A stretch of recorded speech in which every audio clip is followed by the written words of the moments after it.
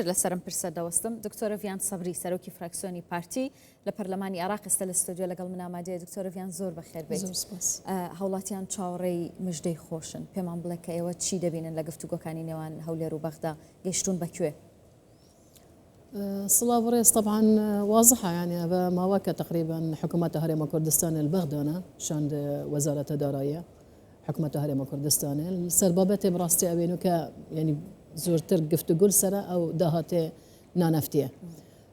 طبعا أو بابت قريداي بچند أم بيجين ياساية كافنار بيت بيشي هزارو نحصدو نطدو حتى يتهزارو نحصدو بينجي حتى نوكا، يعني حكومة عراقي سرچوية حكومة هرم كردستان إيش بكي عم زانين الدستور ده بيجت أو قوانينات هزارو نحصدو نطدوية حتى 2005 أو سارينا مفروضة ساري المفعول من أفجا هندك تشتي فني قانونية هي بسيطة تنافذها وديارة، يعني شان حكومة هرم كردستان البغدانة طبعا أبخو أساسا سي لجنة هنا لجنة هاي سر أم بيجين إيرادات غير نفتي تشكو إيرادات نفتي خلاص ما أم بيجين أف بابتا أساس التعديل تقريبا يعني بيشك تشتي احتيال بتشتكي بسيطة ماي تحميل شوايا تشكو أفا نفت نال هرم كردستان دي دافروشن نفت دي يعني دي جهان طبعا الويرش احتمال أو جيت قال ولاية تركيا، يعني أبوابته تقريبا كتاية بهاتي تشتكي بسيطة ماي بس هي جريج أو دهاتي غير نفتي، دهاتي غير نفتي تعريفك واضح بيتناف قانون الإدارة المالية أو تعريفه واضح لنا لالي حكومة اتحادي بتايبتي وزارة المالية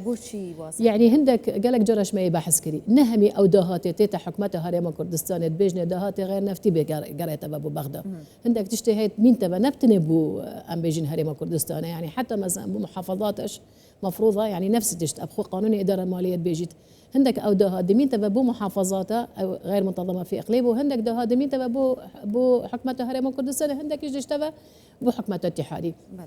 أو تعريفة يارونينا لالي حكومة اتحادي لالي وزارة المالية أفتشتي أم بيجيني فني وقانوني مفروضة يعني قوانين هين نوكا أو شان شوي قانون قال خبرين قانون من باسكر يعني بيش نوتو دوه لا نوتو دو حتى 2005 برلمان كردستاني هندك قرار قوانين يتعديل كرين يت عراقي هندك قوانين الشيء هين بيشتي 2005 يعني بيشتي دستور هات يدانا اف قوانين يتقال خبرين دا ام بيجي تعريفك واضحه بيد همي هايفانا بيكبينا في هندك اوان چند دبيت بوابي چند بوما بيت يعني دا هات غير نفتي بابتي توطينش تقريبا يتوابي يعني او لجنه توطينه او تقريبا حسابه نحصت هزار موظفه هرم كردستان ابرو ابي بارا معاشي ورد جدا نبتني موظفه او تشتري كيا ام بيجي شريحه دي كان او هميه توطين بوين تقريبا تواوبوي يمايا آية چند حكومة هرم كردستان الوان سه سالات كو موازنه كسه ساليه 2023 و 4 و 5 حكومة اتحادي وزارة مالية بخت خدا قوتي هرم كردستان بار خو كامله ورگرتي امد بيجينا ون بار ما لاليوان ماي حسب حتى اگر انفاق الفعلي جبيت هر بار ما نكوان ماي استاوان هر سورن لسر اوي كهرمي كردستان تاي باري خوي ورگرت ولا 2025 راسي اف بابتنا نما وكي خو وقت خدا او بيشي بيرامتتا و بيشي ججنا يا بتشيك يا رمضان وقت بحث كرغوتي على اساس باره هنگونا مايا بيشي هنگو قلت مثلا نبورا نمايا مثلا التزامات هرم كردستان يتنفتي وغير نفتينا ام التزامات خو كرن ما 120 مليار دانواني نفتي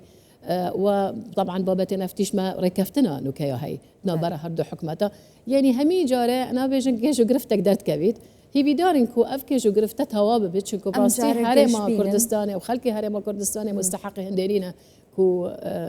يعني حكومة الاتحادي بتايبتي وزارة المالية زور جرا اف كيشو غرفته تيتا ام كيشو غرفتاني كدروستي كان استوكو باست كر لسربابتي نوت لسربابتي هجماري من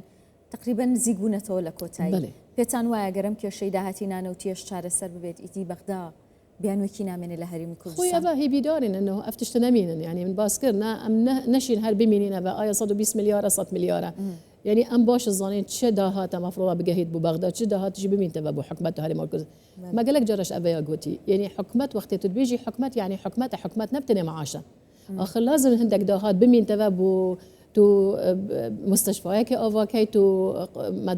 يعني قطبخانه که تو چیکه و تو شارع که اوکی تو يعني عندك تشتت هاي لازم ميتبع بحكمة هرم كردستان وكي داهات طبعا جبلي من قالك جرش ما باسا هندكري او بارد دهيت بو يعني حكمة هرم كردستان وكي معاش او كم ترى الوي باري او حكمة هرم كردستان دتدا ام بيجين خلكي خو فالبر هندك بيويستا أفبارا هندك بمين تبا وحسب قانون يعني نبتني أم مثلا هما آخفتنا من باسكر يعني قوانين هين أو قوانين أما سرتشين او مقتنعين او بيت هاتشي تشتهاتي نهاتي بحكمة هرم كردستان هر دينارك بيت تقاسم بيت ما بين حكمة هرم كردستان وحكمة اتحادي باش اقديف قانوني بيت وتفنينا باشا دكتورة هفتي يعني درسنينا باشا روجي سيشمي هفتي بيشو انجمني وزيراني عراق بڕیاری داکە موچەی مانگی 6 بنێردرێت بۆ هەرێمی کوردستان بەڵام ئەمڕۆ یەکشەممە و هێشتا لیژنەکان سەرقاڵی کۆبوونەوە و ڕێکەوتن و گفتوگۆکردنن پێتان وایە کە لەم هەفتەیەدا ئیدی دەگەن بە ڕێکەوتن بۆی موچەی مانگی 6 بنێردرێت والله هو هي فيديوهن يعني وقت حكمة هرم كردستان هلا البغداد يعني امشين بيجن او يعني نوكا اورو كتيمه كامل الويره يعني يفني ويا ام بيجي رقابه مالي يا حكمة هرم كردستان هربو هندي دا ام كوتاي بيبينين الفي بابتي دا ونبي هرجو حاجتك مقابلي وزارة المالية مقابلي ام بيجين حكمة اتحادي تواوي انه افبابتا مثلا بتراوستان دنشكو فعلا حكمته يعني خلكمه ابا افروكا مثلا هي وشاشه وحفتو ابا تشينت نهايته هشتدا حتى انه كاوكيد بيجن بوري خونا ورقرتيان معاشر خونا ورقرتينا طبعا بالنسبه بو خلكمه براستي يعني قرصه باشا موچەی مانگەکانی دیکەی فەرمانبەرانی هەرێمی کوردستان چی بەسەردێت؟ أو أنا بيجم يعني إنه كحال الحاضر مفروضة حتى أم بيجين كوتاي ولو انتخابات ينصدي أو بله. أم بيجين حكومة اتحادي هميش مشغولي هندية زورتر بس يعني أجر كفتنا ما تشبيل سر دهاتنا نفتي ونفتيش كوتاي بهاتي بابا توطينش من باسكر يعني مفروضة همي هيفا على الأقل هيفا شاشو حف بيتا دون أو جانو كان نهايتها هيفا هشتا أو جي طبعا قونا كوديكا بيتا دون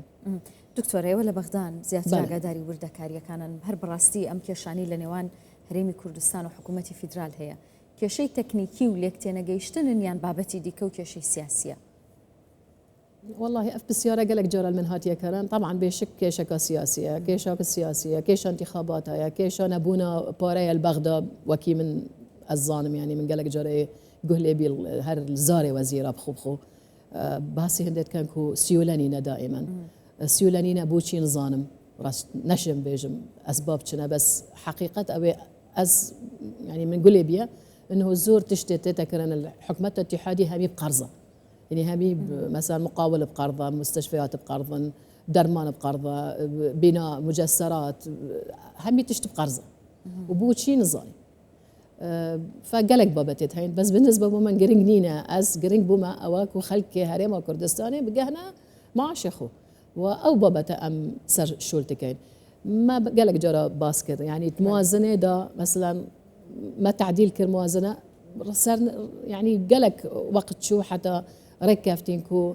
هي استشاري مثلا بيتا دان أو هي استشاري أو عم بيجين طرف السيئة ما صادوا 20 مليار دان هر تقريبا تأخير بوقت ياخذها هيفا بيج ما دهات مثلا ينفتي ما اتفاق القلوان كري هر أون طبعا ليرة لازم مفروض اتفاقها كيف كان قال حكمة تركيا صار موضوع تحميله وتفريغه وافتشتانه يعني إذا بيت أبا حكمة بو حكمته يعني قالك بابت ما يتهين همي جارة ما بيش دس بيش خريا كري أمي تشوينا بغدا أمي الويري بوين ما يعني ما يكري ما محاولة كري بمرونات شو الكين حتى بنب أم بيجين بتندي هانب أو بمرونات شو الكين قال حكمة الاتحادي نرمين واندو برام همي جارة ما نرميش يا تشكو بر مصلحته خلكي ما بر مصلحته يعني أم بيجين مواطنات ما وشعبي ما موظفات ما بس بتايبتي طبعا دبيني مثلا قناغ دهت هر قناغ كالعراقي دا دائما شق قناغ بهتت عراقي دا دائما بالنهاية أم بيجي رد فعله أو ياكو تأثير خود كانسر